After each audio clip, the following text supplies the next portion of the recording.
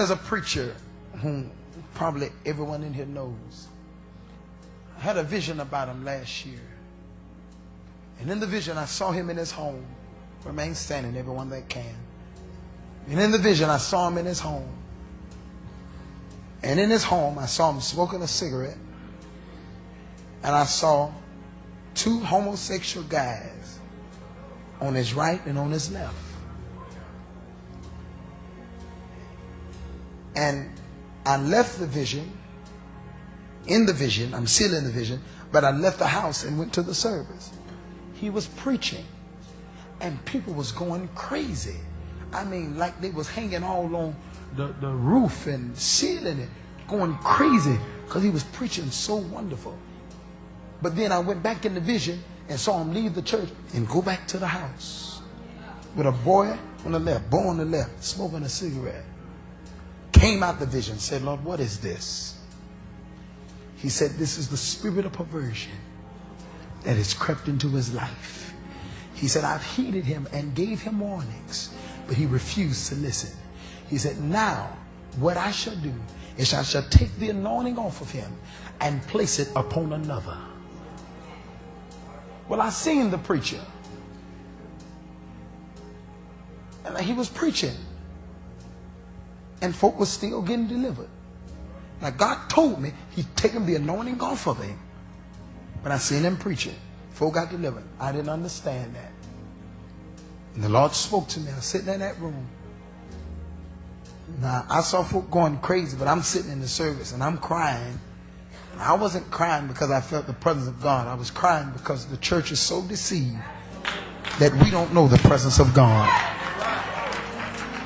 I said we're so deceived that we're shouting, we're screaming, and we don't know the difference between the genuine presence of God and gift. Huh? A lot of folk don't have presence, they just have gift. I have a gift. I can minister to you. I can call out your name. I'm seeing today. I can call out your name and address it, make you shout, make you give millions and billions and trillions of dollars. I know what to say. I know how much money is in your account. Do you know the same God that tell me your name and your addresses and your phone number will tell me whether you're sitting on your money, tell me how much money you're sitting on? Don't you know you can't hide that stuff from me? But I'm concerned about your inner man. See, until you get this inner man right, you can't get this flesh right. We have a good way of dressing up everything on the outside, but being evil on the inside. I see this preacher still operating, preaching, still called around the country, preaching, going crazy. The Lord spoke to me. He said, son, remember I told you, I'm the only boss that will fire you and let you keep working. You don't play with God. I told God, whatever you do, don't let me be fired and I don't even know it. Pray every morning is, God, please don't let me just come to church and preach and I'm prophesying and folk being delivered and I die and go to hell. God, if there's anything in my life, get it out of me now.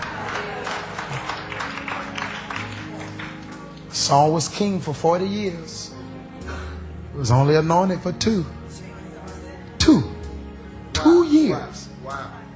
That means for 38 years, God left him in position, but the presence of God had left him.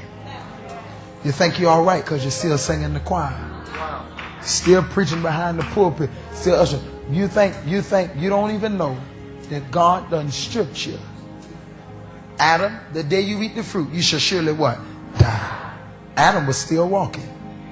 He was a walking dead man. God spoke to me. He said, son, I got so many ways of killing you and letting your flesh stay alive. Lift your hand and say, Lord, don't do it to me. Say it again, Lord, don't do it to me.